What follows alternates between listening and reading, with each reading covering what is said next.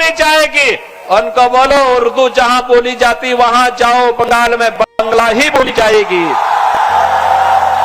ছোট্ট ভিডিও ক্লিপটি আপনারা দেখলেন। উত্তরপ্রদেশ থেকে বাবু এসেছেন বাংলা দখল করার স্বপ্ন নিয়ে।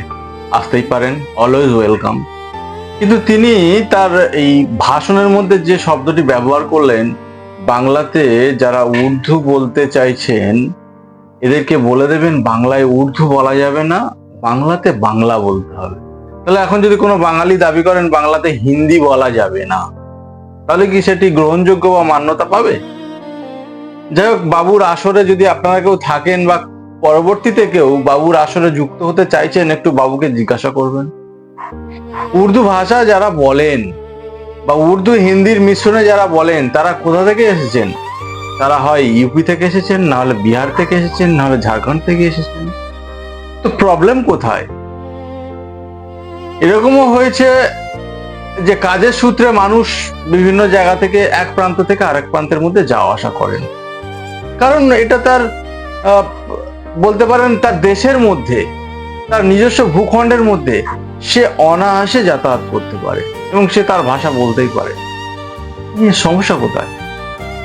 ভোটের হাওয়া গরম কিংবা রাজনীতিতে মানুষের মধ্যে বিভেদ সৃষ্টি করার জন্য এই ধরনের প্ররোচনা আমার মনে হয় উদ্দেশ্য প্রণোদিত। এর থেকে বাংলার মানুষকে সাবধান থাকতে হবে। বাংলার মানুষ, বাংলাতে আমরা বলে থাকি হিন্দু মুসলিম একই বৃন্তের দুটি ভাই।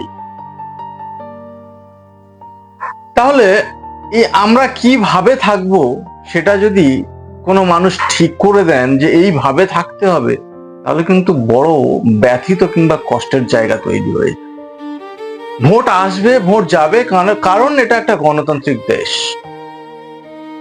এটা একটা সার্বভৌম দেশ। কারণ অন্য দেশের আইন এখানে চলে না, এখানে নিজস্ব আইন এখানে চলে।